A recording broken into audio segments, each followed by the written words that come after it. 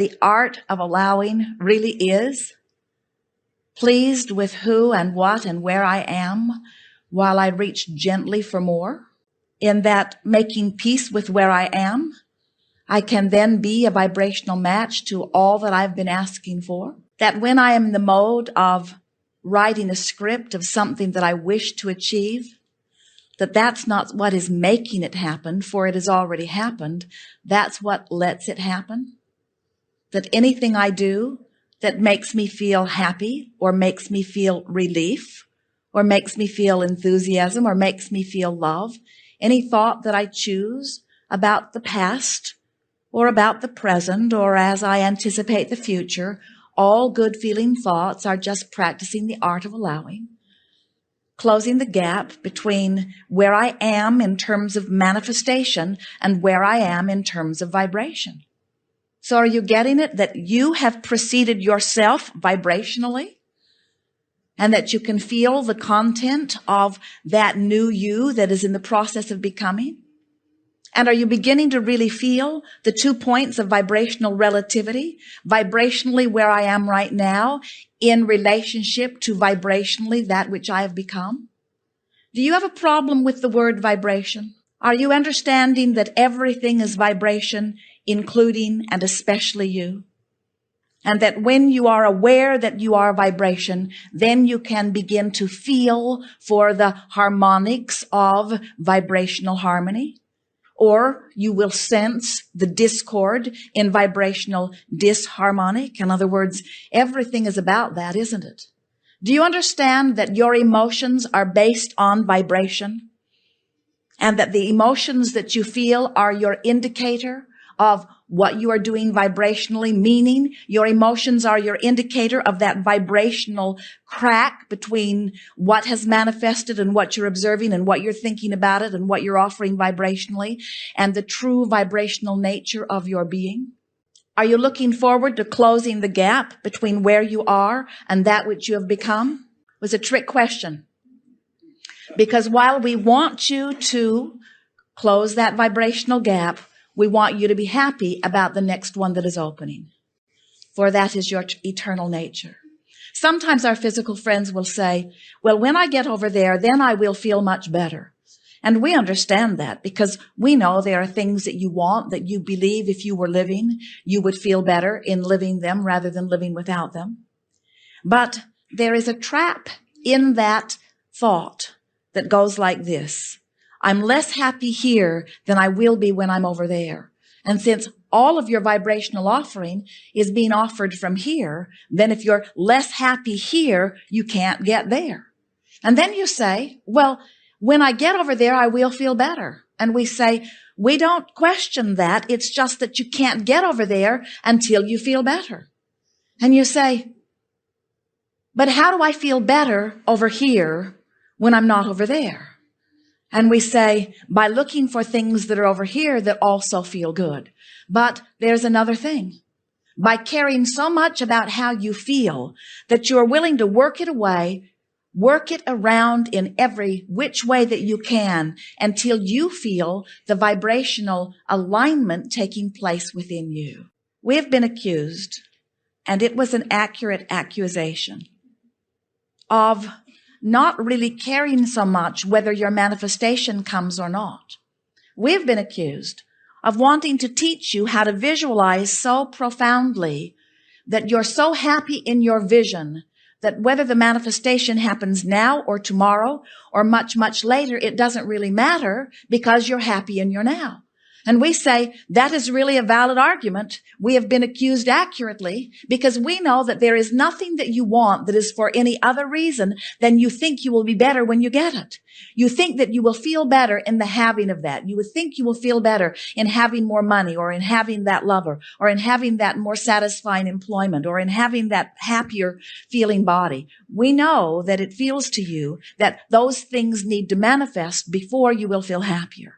But what we're wanting to remind you is that there is this response to what's happening, which is a post-manifestational response to the action world that is around you. But that is only a fraction of your creative license. If you are among the billions of humans who are waiting until something happens, and then you are offering your vibrational response in response to what's happened, then you do not have creative control of your own experience.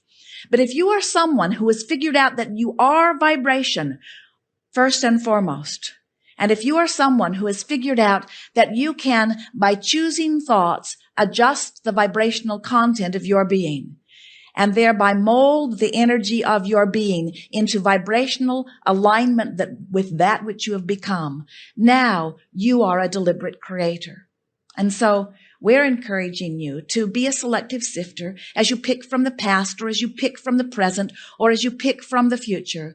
But we're encouraging you to care about how you feel. In fact, we're encouraging you to only care about how you feel. In fact, we're encouraging you to, for the most part, forget about your action journey altogether and let it be a vibrational, emotional journey. Because if you will do that, if you will care more about how you feel about what's happening or about what's not happening than you do about whether it happens or not, now you've got it, you see.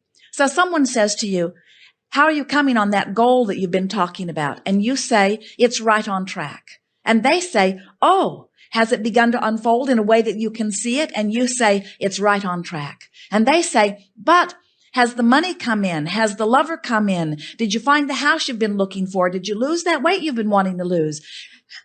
What's happened? And you say, it's right on track. And they say, no, I don't think you're understanding my question. What physical evidence do you have that is giving you the license to feel better?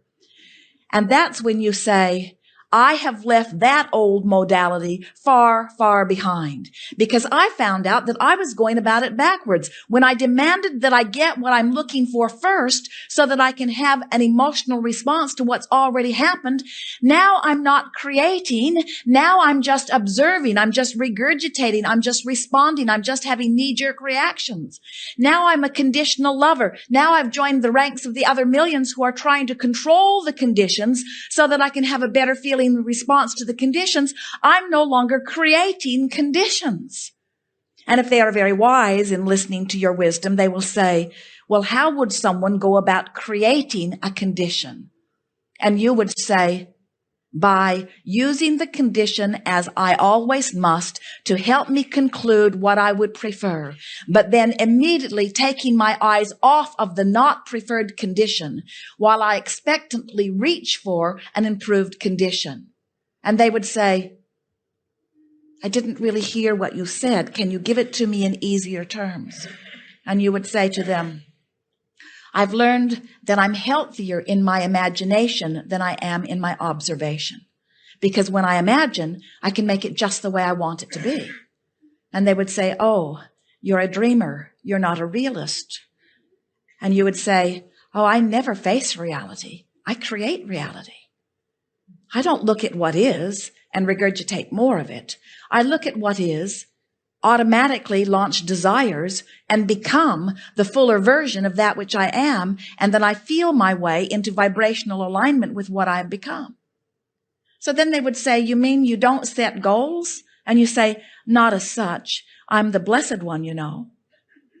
You mean you don't set goals? You don't identify what you want? Oh, yes, I do that all day, every day. I can't stop doing that. When someone's rude to me, I want them to be nicer. When I'm rude to someone, I want to be nicer. When someone says I'm bad, I want them to understand that I'm good. When someone feels that they are bad, I want them to understand that they are good. When I or someone is sick, I want them to be well. When I am confused, I want more clarity. I can't stop deciphering life, and I can't stop setting goals. But something I've learned is that I automatically set my goals, and I've been setting so many of them that I've created this magnificent vibrational escrow. The source energy has all lined up and waiting for me. And now my work is to become vibrationally worthy of all of the good stuff that I've been asking for. Vibrationally worthy, they say. What in the world is vibration? How can somebody be vibrationally worthy? And then you will tell them the greatest secret of all. To be vibrationally worthy, you just have to care more than anything else, more than life itself, because it is life itself, how you feel. And then you have to be willing to work your thoughts around in whatever which way you can until you find relief from thoughts that don't feel good. And while you gradually replace them systematically with thoughts that feel increasingly better. Well, how does one go about that? Well, you look out at people who annoy you and you feel the discomfort of that annoyance. And then rather than asking them to change their annoying behavior, you just work it around in your mind so that they don't annoy you so much. Your friend would say, that seems hard. And you would say, it was hard for me at first, because at first I was so accustomed to just responding to whatever was. I would see something and I would have a knee-jerk response to it. But later on, I began to understand that the knee-jerk response was just my initial reaction to their vibrational offering. And when I saw things that did not match who I am, I felt the discord of it. But then I became aware that I didn't need them to understand me or to understand my needs or wants or to agree with them in order for me to feel better.